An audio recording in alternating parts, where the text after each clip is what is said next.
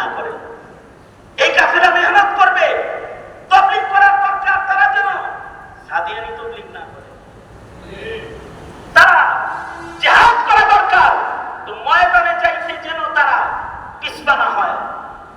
তারা যেন হককে চিনে হকের পথে চলতে পারে এবং সকল প্রকারের বাতিলের মোকাবেলায় তারা যেন গ্রামগঞ্জ থেকে শুরু করে রাষ্ট্র পর্যন্ত ভূমিকা রাখতে পারে।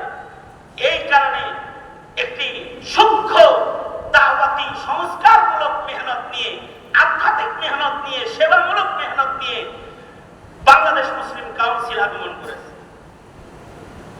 আমি নেত্রকোনার উলামা হযরত যারা এখানে উপস্থিত রয়েছেন বলতে চাই যে আমরা কারোর মুখালিফ না, বরং আমরা ওই কাজ করতে চাই যে কাজ অন্যরা করছে না।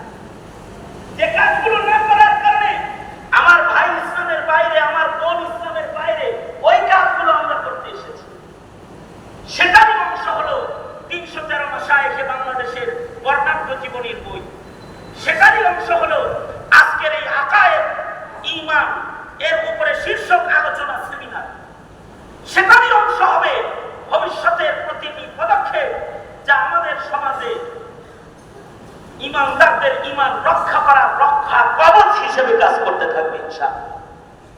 সুতরাং আপনারা আমাদের সাথী হবেন, কারণ এই যে ফায়দুল্লাহ আজহারী সাহেব সহকারে, মুফতি লুৎফর রহমান ফয়েজী সাহেব, রেজওয়ান রফিক সাহেব, মুফতি আরিফ জব্বার সাহেব সহকারে এখানে আজকে যত আলেমদেরকে দেখতে পাচ্ছেন, এরা মুসলিম বাংলাদেশ মুসলিম কাউন্সিলের ব্যানারে যারা এসেছে, এরা কারোর ভোট কালেকশন করতে আসে নাই।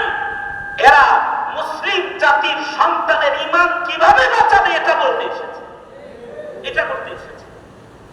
সুতরাং এর প্রতি সকলেই সহনশীল অবস্থায় থেকে মুআবিন হিসেবে পাশে থাকবেন, এটাই আমার আজকের বক্তব্যের খোলাসা।